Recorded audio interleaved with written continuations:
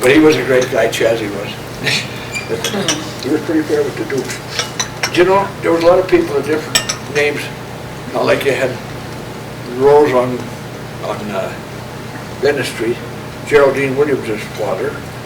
Then you had Billy Rowe, who was a barber on the corner, right off of Main and Center. He was an English barber. Then you had Rose right across from me, next door to Marie Hubley. He was a mailman. They were all, it's a lot of people there. Like I say, I was born and raised up there. There was nothing on Sunday morning. Mrs. Eustace, his mother, who was named Mrs. Rook, used to holler at me, "John, come over," and I'd jump over the fence and go in and had codfish. Sunday morning codfish. It was a great thing with the English, was called codfish on Sunday morning, after church, every Sunday. But yeah, now we're coming down Main Street, go across the street there, we're down Main Street. And on the corner of the Platte and Main was Barker's Paint Shop. A great big paint store. Harry Barker, who lived in the house that still sits there where Mrs. Coles lives today, that was their house. Bill Caroline worked for him. He was a painter, and Harry was a painter. Then on the corner was Waffle Lodgers' bar. It later became Mr. Coles' bar. But that was on the corner of Center and Main. Right directly across the street was Tom Barker's hardware store. He was the father to Harry Barker, but he owned the hardware store right on the corner of Center and Main. Jimmy Rowe was right across the street from him, the barber there. Then you go on up East Center Street, you had the Boundfields, and then the Melmos, and then up over the top of the hill you had George, what do you call it, he was a boss at the Kelly. There was the Fannings, there was the Squireses. There now Roddy Bartlett and his wife live, she was a Squires, they live in that house. And then you had, around the corner, and I don't know if many people remember, but I think Jack might remember, there was a guy by the name of Fultz's lived right around the corner. Fultz, yeah. Fultz's lived right around the corner there. Then, still, like I say, there was a few people that, I don't know how they figured whether the north side of Bennett Street was Centerville or Walkerille, but down the bottom we had Charlie Kissel lived there, the father. Then at the bottom of the hill was Ed Harvey. Then next door was Rose, and you went on up the hill, Chester Rickards. And then you had Tom Jones's house. Then you had, Tom Clary was in between there. Then you had Tom Jones's house. And then you had Barney Coates' house. Then on the end of the street, Reggie Beavis had a house there too. And then you had the end of the street, you had Reggie Beavis' brother-in-law lived there, his sister lived there. And you come back down East Center Street, right next door to the fire station was Tervidic's, Johnny Tervidic, he was a bus driver. Then you had, on Platte Street, right by where Jack lived, first house was Percy Clemmel, and he delivered fish for merchant's produce, so hence he was Percy the fish. Jack. Then you had McGillen's, then you had Jack Bennison's house, you had Richard's house, then there weren't too many up above, but then you come down East Center Street, and the other night I was laying there in bed trying to figure out who lived next door to my cousin Ben Dennehy. I woke up out of a sound sleep and Stan McLeod. Well, he was Scotch, so he didn't come.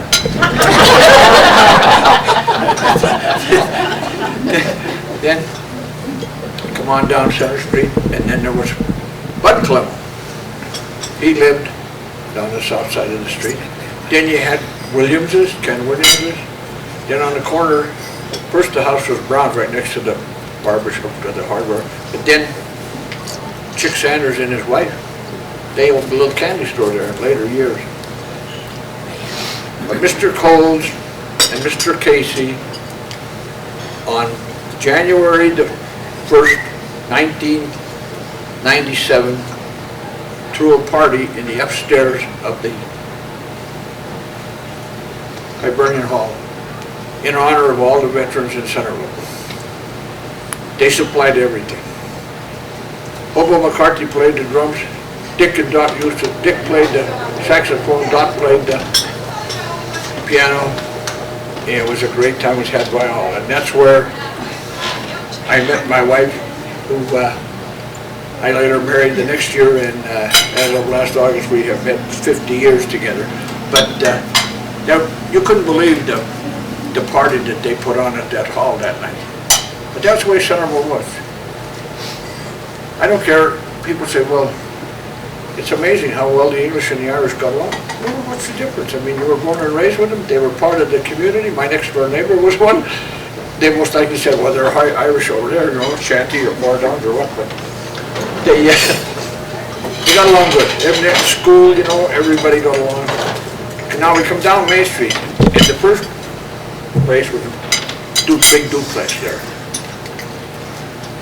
Ken Harris and his wife Mary lived there, and Cy Hallman and his wife lived in it too. They were owned by Cy Hallman. The next was Dowell's Drugstore. Not Woody Dowell from down on South Main Street, but Dowell. He'd fix up anything. You got a cut on the head, or you got hit with a hockey stick or a tin can playing shinny, while he'd run in and he'd throw a patch on your head. And next door to that was the Mullen House.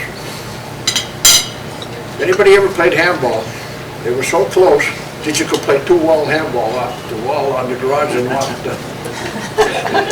How many times he used to come out hard? You're not going to bet us off the wall! But then we played the Mullen House. And here's a picture that you can pass around. It was taken around 1927. That big long building is the Mullen House. There was,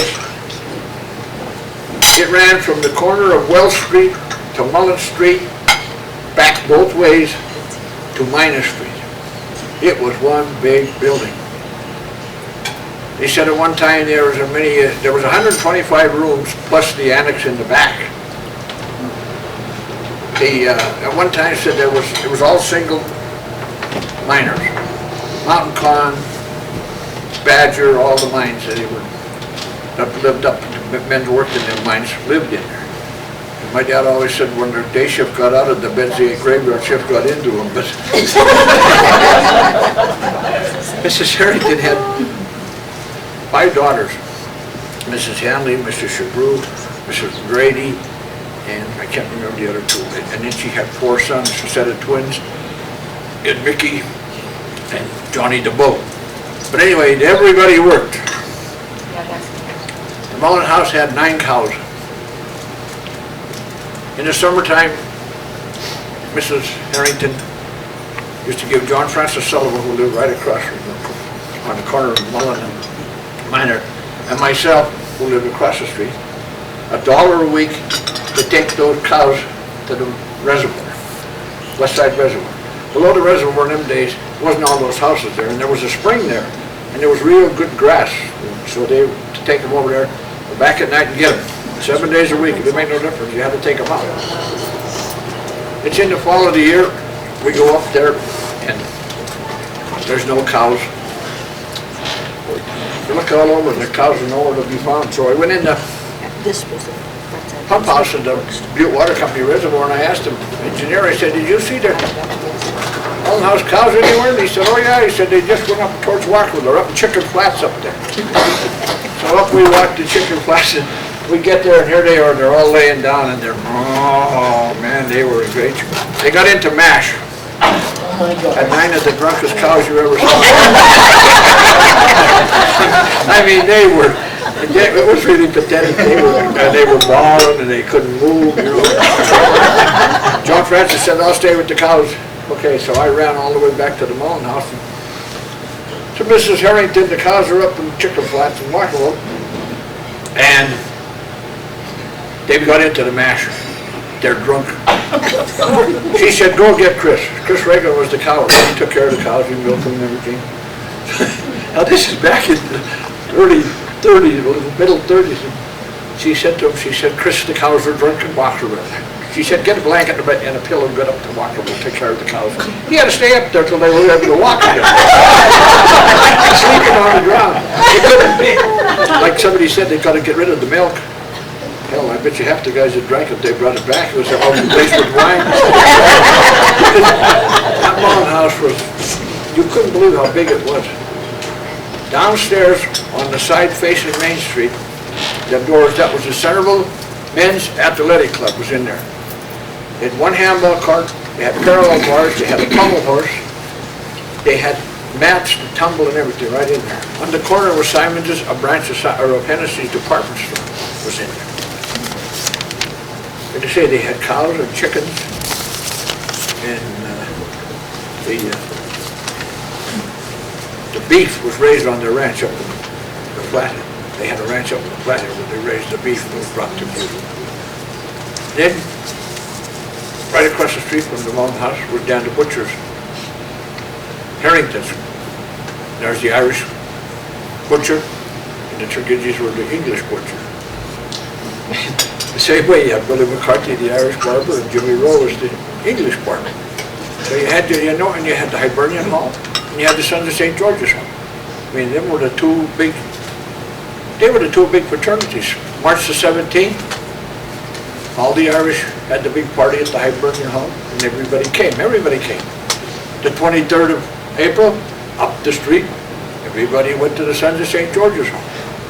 I'll never forget when I was a kid. Weenie Tervina and hubby Caroline on the 23rd of April would get all dressed up in their best suits, put on all the badges, and go and make every bar in town. They were celebrating Sons of St. George's Day. They upheld the tradition till they died.